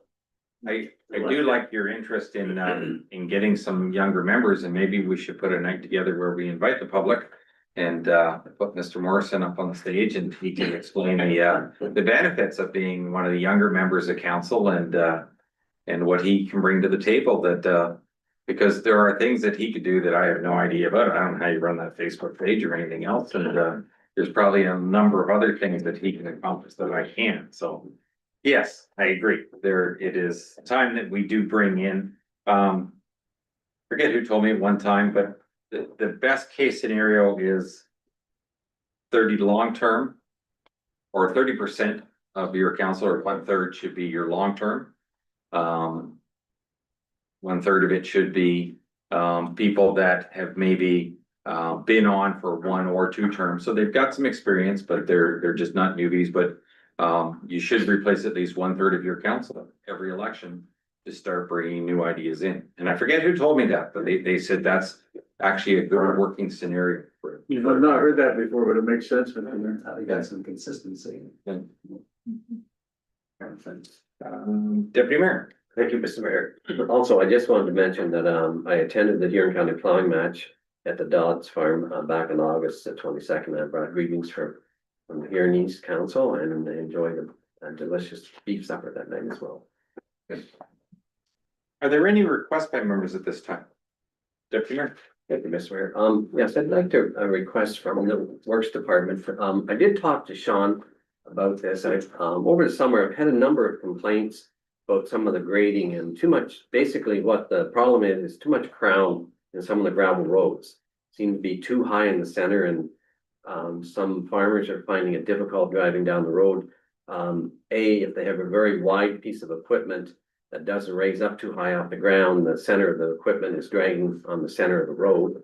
Also, too, when the crown is real high, I think they find that with some of the equipment, wagons and stuff tend to kind of wander towards the ditch and worry about, having an upset there. So, like I said, I did talk to Sean about it. Sean said he'd talked to Joe, or was talking to Joe as well. And I think he mentioned something along the line that maybe it was too dry of a summer as well. So I was looking for maybe a report at some point in time. And I think he's maybe working on that. The other thing, if I could add to that as well, is, and we talked about brush along the side of the road to getting grown in. I know, for instance, back on McDonald line, for instance, you can't meet 2 people there because you take your mirrors off with the brush and trees growing in. So it's something, and I think you mentioned you're working on that as well. Not trying not to blindside you about stuff like that, because we did talk a little bit. And when you're working on that report, I also wondered, if you could come back sometime, because we were always looking for how our project with cutting our own grass, our own roadsides, how that's working. Like, as far as, equipment repairs, stuff like that. We always wanted to kind of compare that or see where we're at, so it's not something I'm looking for in the next council meeting, but it put a bug in your ear that I'd like to see something at some point in time, so. Thank you. Are there any other requests by members? Councillor Shartman? Yeah, I kind of touched on it earlier, but I'd like to see from staff. Report back on all of our debentures and loans that we are currently, bringing in. Doesn't have to be for the next council meeting, but if you have it, fine, if not, but I think all of us should be aware of. All of the debentures that are out there, / loans, or whatever you wanna call them, that we got going on. And where they're funded from would be good information. If and where they're funded from, yeah. Yeah. Sure. Councillor Morrison, you had something? We had a delegation from KC Street Food Truck. Was there a decision, not a decision, but was there any direction we were going to give staff on that?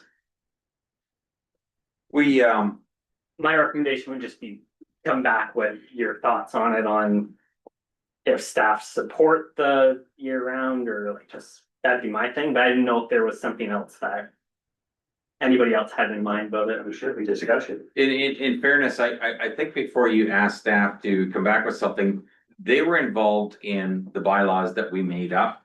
So to ask them to come back with their opinion isn't the appropriate course of action. I think it's council's decision to have the discussion now.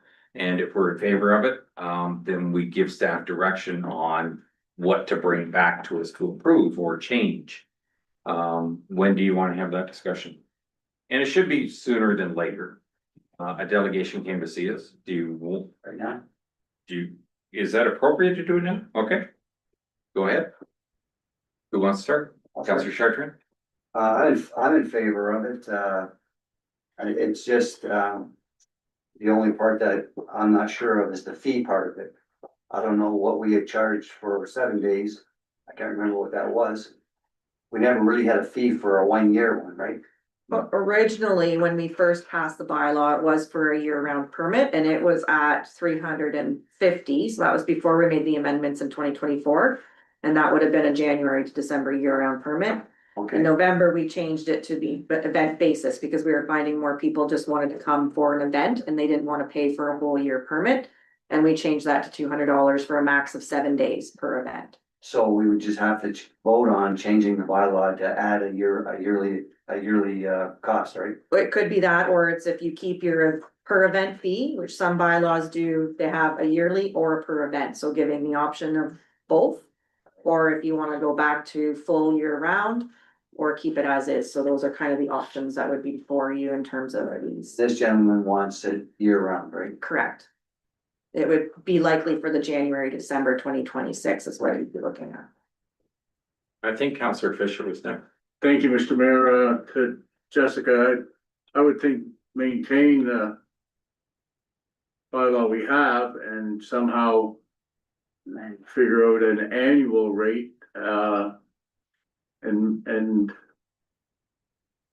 like, look at, I know when I paid taxes at Pizza Trade, I was not a happy puppy, but,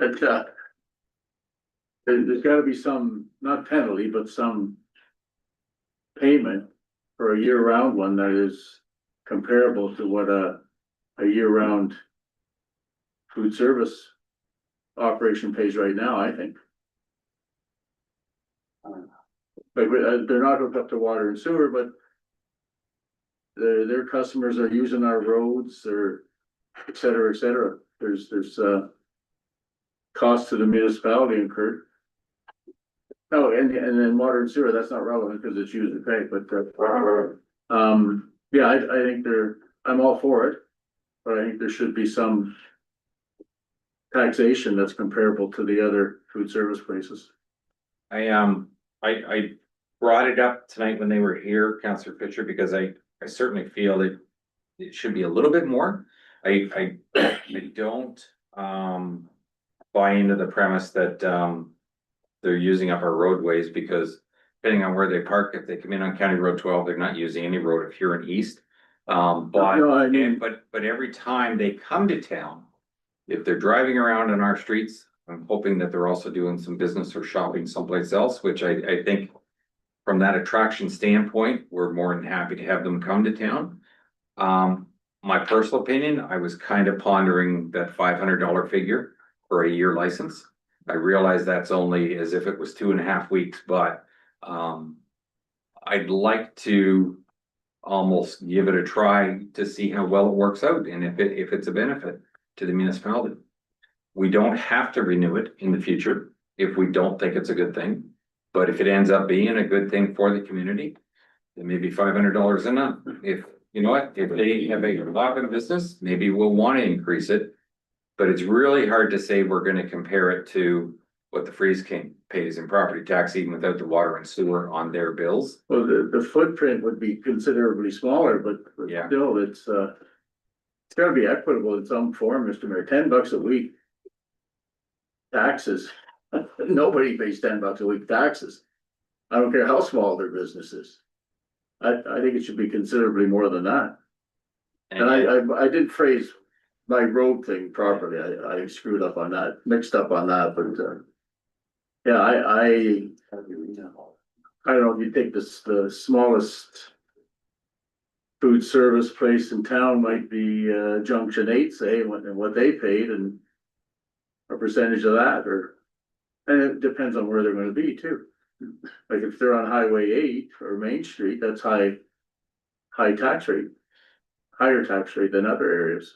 Anyway, I think it should be Go ahead, comparable to existing places in some form somehow. Councillor Stepford is next. Yeah, I'm in favor of it. I think we're lacking food options and, you know, a lot of small areas in our municipality, so telling them away. I was a bit confused, they didn't have a location that they were going to, whether it would be disclosed or to offer. Because I know they serve excellent food. They were at homecoming, they were at various events around, and my concern would be Monday, all of a sudden, there's an event in Walton this weekend, and then, you know, they move their shop to Walton that week, and then they move to, you know, Seaforth the next weekend, and is that really the intent of the food truck? Because then the events never know what, so if there's a ball tournament or something coming on, are they gonna have to get their own food truck? Like if they're truly going to be at one permanent location, I'm fine with that, that's, you know, I don't think they're really doing too much damage, but I would like to know if they're gonna pop up right in a lot beside the Freeze King. Is that really, you know, is that it? And are we also going to put a maximum? Because all of a sudden this is a great idea and all of a sudden now we have 12 food trucks all running around in. Is it a revenue or is it now we're gonna get our restaurants and our service groups? You know, and so I think there's couple more questions we can ask before we come to an agreement, but I'm in favor of it, just gotta be a bit more than, there wasn't even really a presentation. The health and all that, that's irregardless, they gotta go through the channels of the health unit and all that to get that, so that's not our concern, they gotta follow that, but they gotta prove that to us, and we gotta have in that policy how many times you have to provide it or whatever, but they do excellent food, they do excellent things, it's just, okay, today's the Walton Raceway, we're gonna move to Walton, tomorrow's the Seaforth Slopage Tournament, we're gonna move to Seaforth. Well, then, is that the intent, or are they truly going to be open 11 till 8 every day to provide the service in the Brussels community where the snowmobilers can come in and they know it's gonna be there? So, I think there's just a few questions we gotta ask before we can really go through. Well, in fairness, I guess we can ask questions, but you know, when they said it was gonna be a year-round thing, I was left with the impression that they're hoping to run from, what was it, 11 till 8 or 8 till 11 or something like that? 11 till 8. So they do have a little bit of overlap with something like Junction 8, but are they going to be in one location? If they were only gonna be in one location only, then that's a little bit different than if you are moving around. And I was gonna say that if they're gonna move around to where there's something actually going on in the community, that's maybe better off for the community as a whole. And if you're putting on a ball tournament and you're wondering if they're gonna be there or not gonna be there, I'm gonna say you're responsible for getting a hold of them. If they're open every day somewhere in here in East, get a hold of them and find out, let them know you got an event coming up Are you guys gonna show up for it? I don't wanna be responsible for policing it. I'd almost like to let them try, run the operation for a year. Let's do an evaluation after that. Was this a good thing for Huron East, or is this something that we should have go by the wayside? Because you never have to renew it. But give them the opportunity to step up, do the job right. If the community appreciates it, then I'd say it's a win for everybody.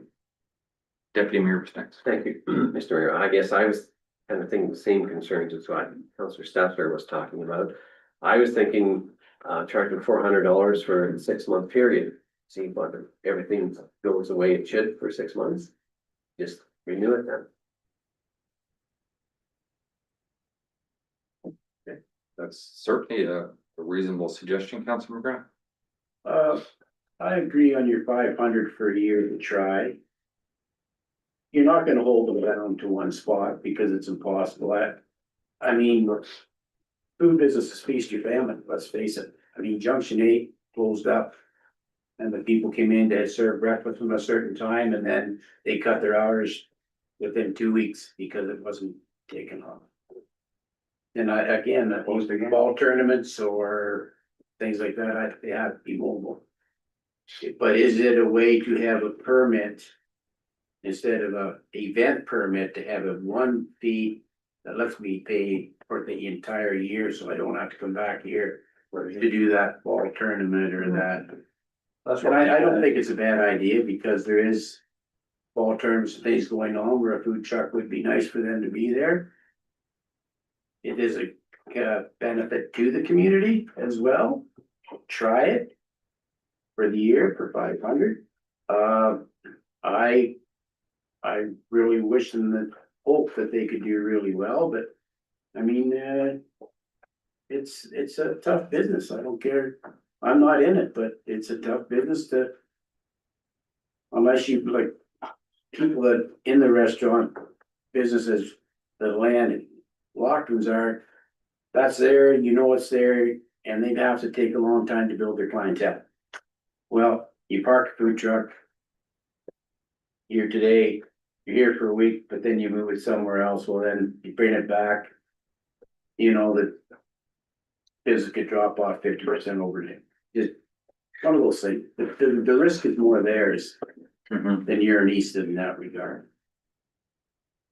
That's your deal. I know that it's been very well received in Brussels, because there's not a whole lot in Brussels, and they're in there at least once a week right now. And it's really too bad to shut down a young entrepreneur, really. Also give them a chance and see what happens.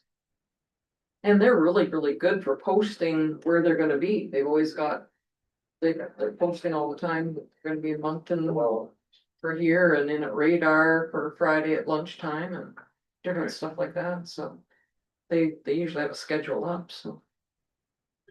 Councilor Chartrand. Yeah, our old bylaw was that way. It was $350 for the whole year. You didn't have to have an event each one, right? I think raising it from $350 to $500 is sufficient, and let's give it a whirl, see how it goes. So I'll make a motion that we have the fee for $500. Seconded by Councilor Deal. Councilor Stefan, we have another comment. Yeah, and so the only question I would have on that is, this isn't exclusive to them, right? If somebody else comes, we do now have an annual permit. This will be a bylaw. It's not a bylaw for one person, it's a Correct. bylaw for the For everybody. municipality. Yeah, that's fair. So we should amend that bylaw. Not high enough. $10 a week is not high enough. It's not fair to your other businesses in town, be it Junction 8 or Sills or whoever. Except for the fact that, as it's been discussed, these people are moving all over the place, so they're not sitting in one location. No, he competing said with he these was gonna businesses sit all- in one spot in town. Actually, I that was thought his comment. I thought he said he had multiple spots. Multiple spots where he could put it in town, but he was gonna stay in town. That's what I heard too. So that's how I interpreted it, Mr. Mayor. Do you want to ask more questions before we finalize this? I got the impression he was gonna move around. From community to community? To Well, event he to did event. say he was going to be in Brussels, Walton, and That's what he Seaford, but said. probably not Finastra. That's exactly what he said. But he also goes to Moncton. Right, yeah. Yeah. Yeah, he may not be in Huron East every day. Yeah. If there's an event someplace where he's gonna make some money, probably go. Truck Got got wheels. wheels for a reason. So I made the motion. And I have a seconder. Do I have any more questions at this point? All those in favor? Motion carries. So that means you're gonna draft the bylaw for that, correct? Okay, yeah, thank You'll you. see amending bylaw next council meeting. Okay. I guess one point of clarification, if I could, if we're looking at still having a per event fee along with the yearly fee for that bylaw. I would say so. Okay, I just wanted to make And both in the clarification same because we'll be needing to bring back our fees and charges as well as some wording in the actual refreshment. I forgot, what about BIA assessment then, as well as the $500, please? So I guess, Bob, we should follow the rules of the BIA. If you're in their designated area, you should have to follow their rules. If you're not in their designated area, then no. Does that make sense? Yep. Okay. Thank you.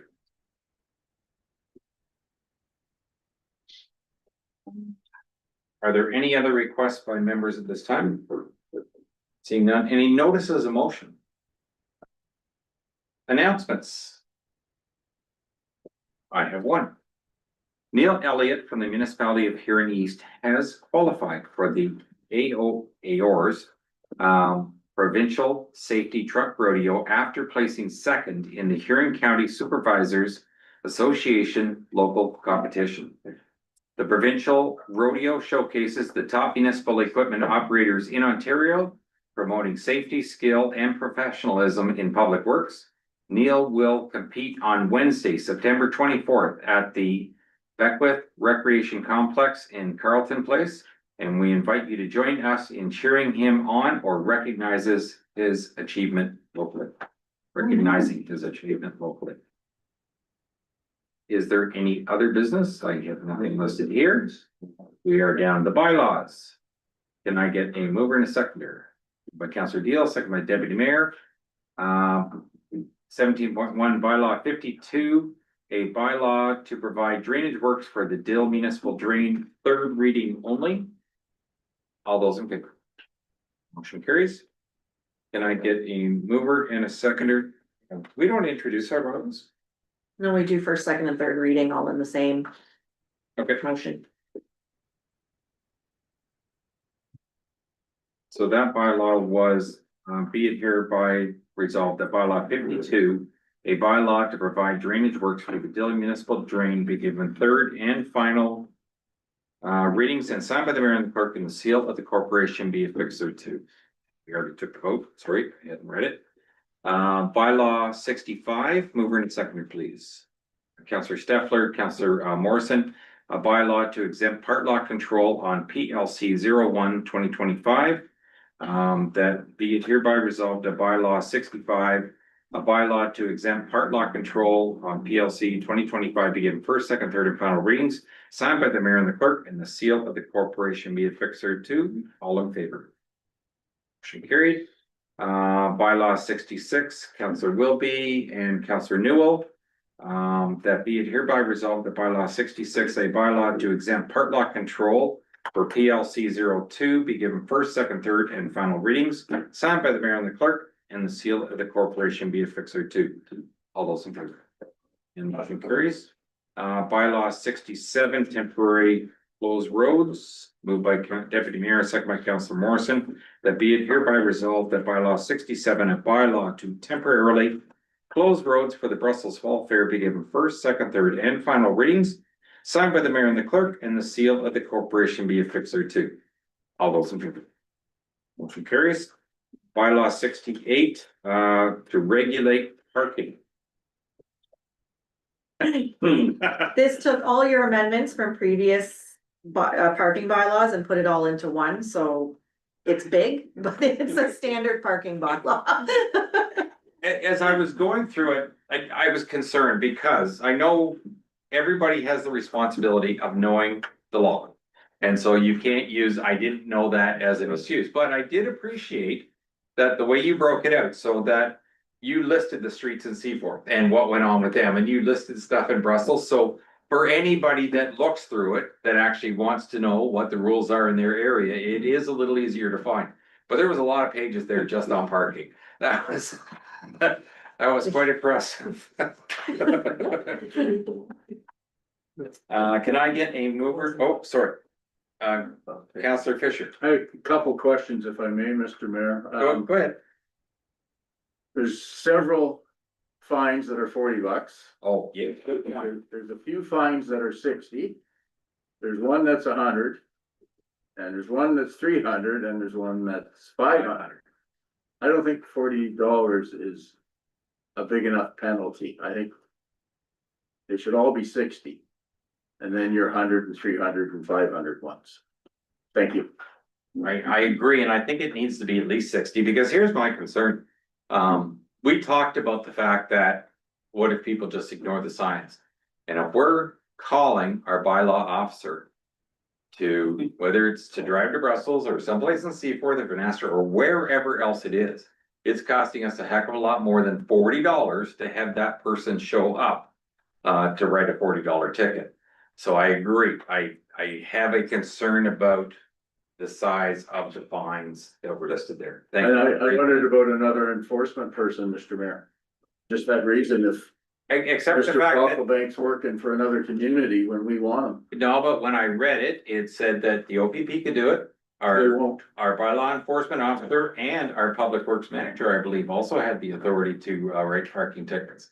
No, But but, I think I read that in there. He does, Barry used to write them when first. Yeah. okay. I didn't know that until I read the bylaw. They seem to write them. So- You're saying your call's even more, Sean, than there. They seem to write them. So we do have, two people on staff technically, Bob, that can do it. Okay, good, thank you. Again, I still think 60 should be the minimum. Council can make that decision right now and it can be amended. We are in the middle of reading the bylaw. I would Council's propose opinion? we amend it to 60 across the board. Counselor Sorry, Stefan. clarification, is that just for $40 ones up to 60? Because there Yeah. are some that are 100. No, he And was only some that are- talking. Maybe leave the 100, the 300, and the 500 as they are, it's Yeah. the Yeah. $60 across the board. Counselor Stefan. I'd agree with that, like I meant, or I second that. Okay, so Counselor Fisher has moved it with the bylaw amended that the minimum violation fine is $60. Seconded by Counselor Steffler. Any other comments? All those in favor? And motion carries. And can I get a mover to seconder for the confirmatory bylaw, please? Moved by Counselor Deal, second by Counselor Morrison. That be it hereby resolved that bylaw 69, a bylaw to confirm the proceedings of council, begin first, second, third, and final reading, signed by the mayor and the clerk, and the seal of the corporation be affixed thereto. All those in favor? Motion carries, and a motion to adjourn, moved by Counselor Fisher, second by Counselor Deal. The regular meeting do now adjourn until September 23rd, 2025 at 6 p.m. All those in favor? And motion carries. I hope to be here, but I may